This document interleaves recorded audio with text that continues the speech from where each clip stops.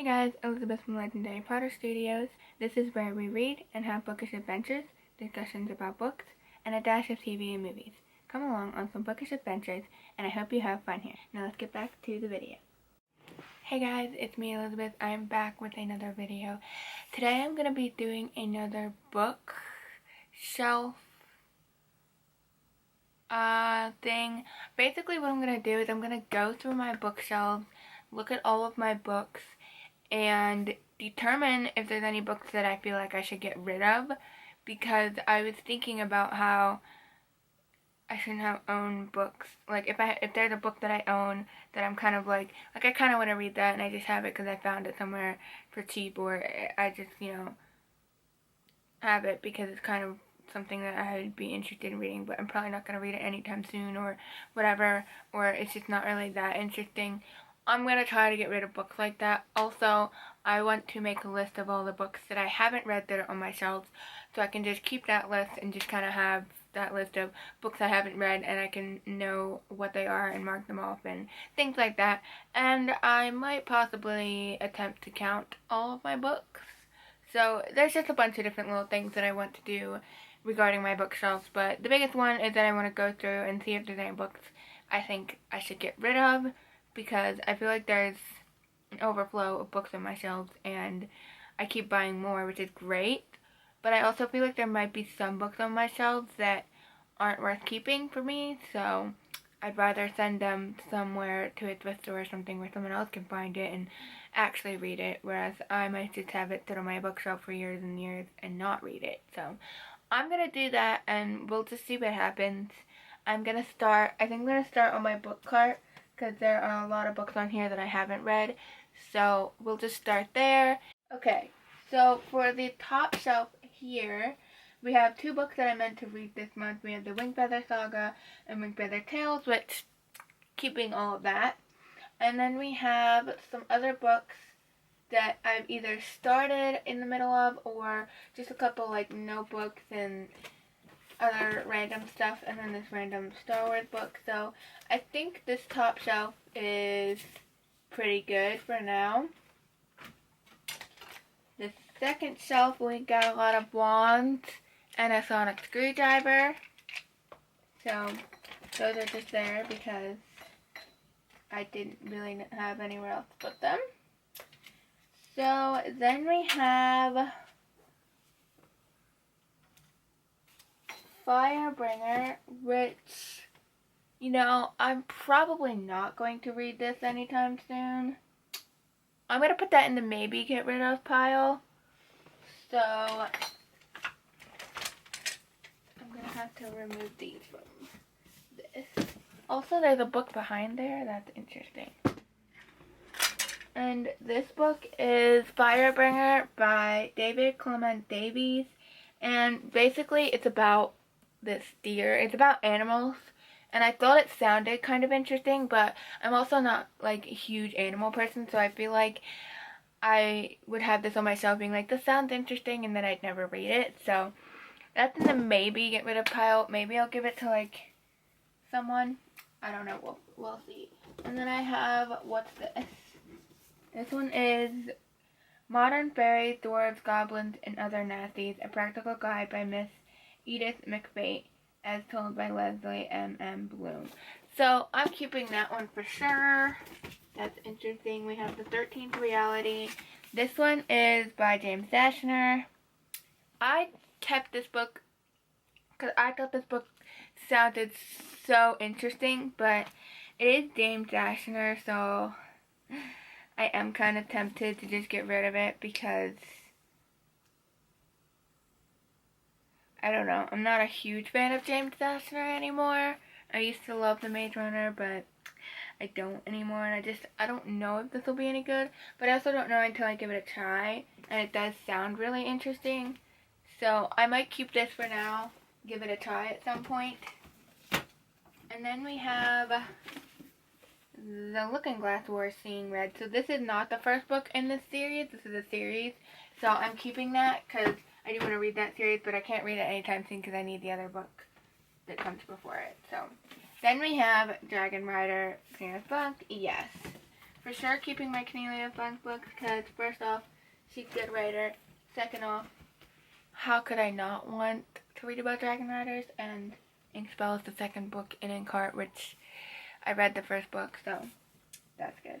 Then we have the Spiderweb Chronicles book 1. I'm keeping that because I'm into like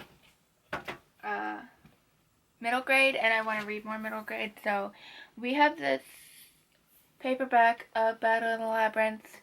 This is just a random, like, the original paperback, not the new crappy ones, but I don't know.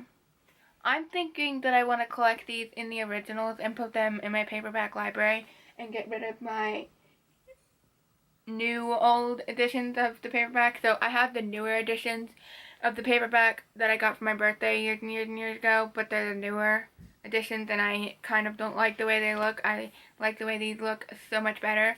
So I'm thinking that I'll replace those with these eventually. So I'm going to actually put this down here. And then we have the Night Circus. We have Ironfoot. I think this one, okay, yeah, this is the historical fantasy one. So I'm definitely interested in that because historical fantasy is amazing. Then we have City of Sand. This one's a short one too, and it sounds interesting. And we have Rage of Dragons, which is clearly interesting, popular book, fantasy books, whatever. We have another book behind here, which I can now put in here because I removed the book. So, oh, we have Dividing Eden. I haven't read this yet, but I am actually, like, I really want to read this at some point because it sounds so interesting, and it's about twins, which for some reason I have a thing for twins. So, yeah, I'm going to catalog all of these into a list. These are all books I haven't read yet, and then I'll come back.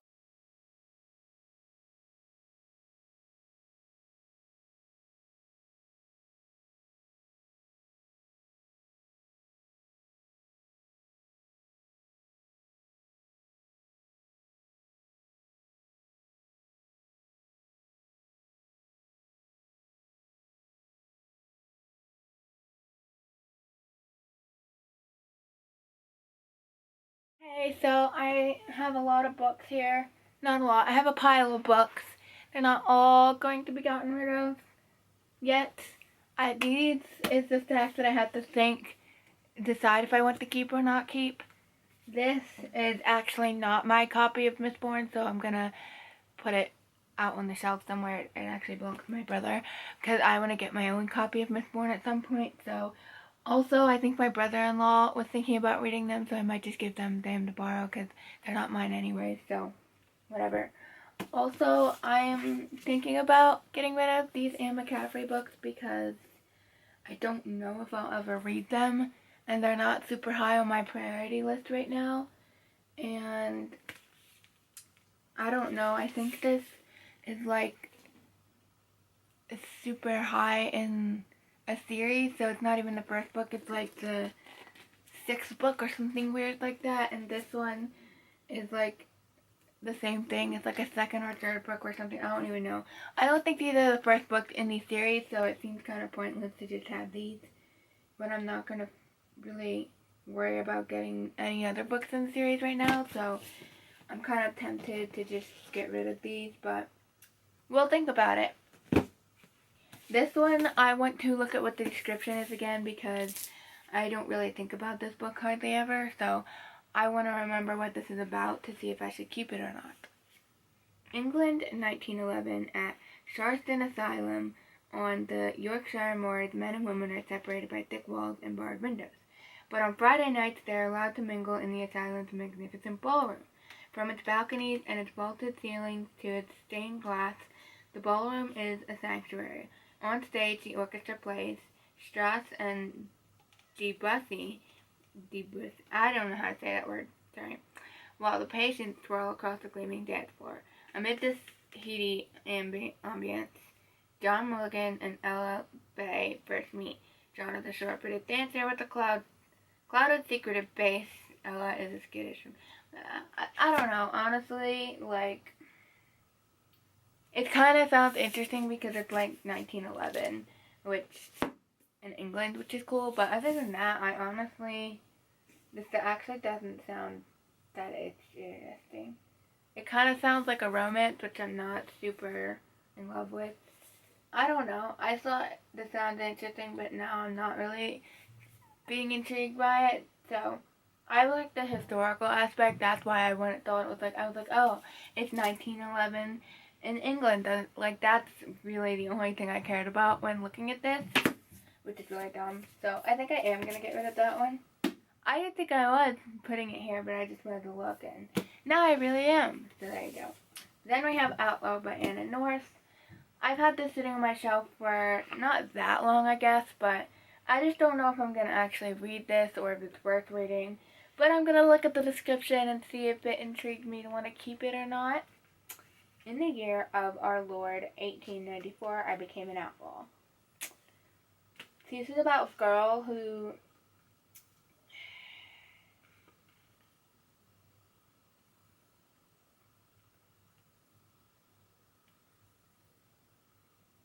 Yeah, I think I am going to read this, honestly. I know this is like the thing. It's like Book of the Month, and it's like the thing that people are talking about in Book of the Month and stuff, whatever. I've heard people talk about it, but I'm not really that interested in it, honestly. Thought I was, but I'm not. Also, I have these two, like, children's Iron Man things. So this one I found for $1. I was like, oh, I like Iron Man, so I'll get this cool children's book for like $1. But like, what's the point when you can just watch the movie? Like, it has pictures from the movie, which is cool, but like, literally just watch the movie. I don't know. And then this one my younger cousin gave to me because he knew that I liked Iron Man, but I've never read it, and I don't know. I'm not that interested in reading it, so I just kept it because he gave it to me. But I think I might just get rid of it now because it's been a while since he gave it to me, and I just don't really care to read this. I'm more of like a MCU fan, which is the Marvel Cinematic Universe. I like the Marvel movies rather than books like this and that one. You know, the comics I don't really know a whole lot about because I haven't really read them, but I'm more like a Marvel Cinematic Universe fan rather than like other Marvel platform fans, I guess. So I'm gonna get rid of this one as well. So we have 3, 4, and I am going to get rid of this one, so that makes 5. This is technically 6, but does this count as a book? I don't know. And then I think I am going to get rid of the Anne McCaffrey books, just because, like, I don't know. Maybe someday I'll read Anne McCaffrey. I'm not saying anything against Anne McCaffrey, but these books are just, like, in the middle of the series. Let me see. This one is, like, this is the Dragon Riders of Perrin novel. So it's not even the first book. You know, if it was the first book, I would keep it. But it's not the first book, so that's why I'm, like, I don't know. Identity. Which one is this one's called? This one's not even in the list of Dragon Riders of Perrin books. So, you know, that's really confusing, but okay. So this one is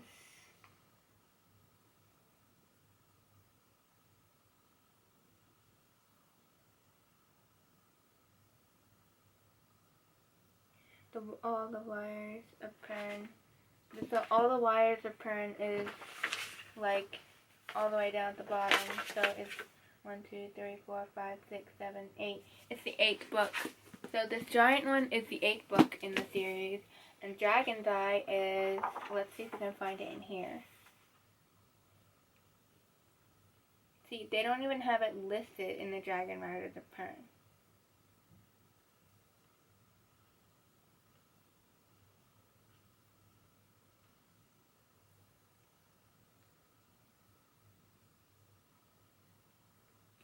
I don't understand this Dragon's Eye book because it's not in, it doesn't tell me what,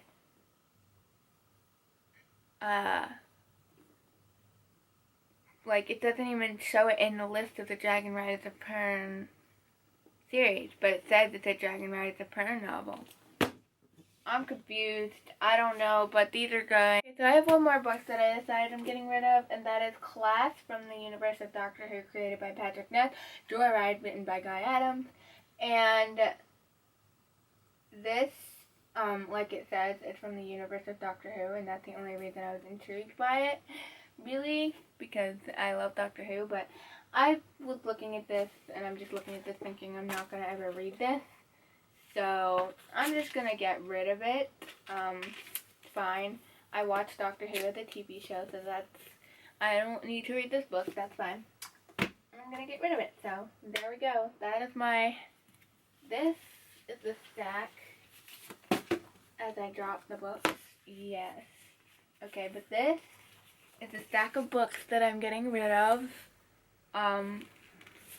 If you know me personally, like, you know, like, you're my family or friend or something, and you see a book in there you want, comment down below, and I might be able to give it to you, or save it and give it to you, whatever.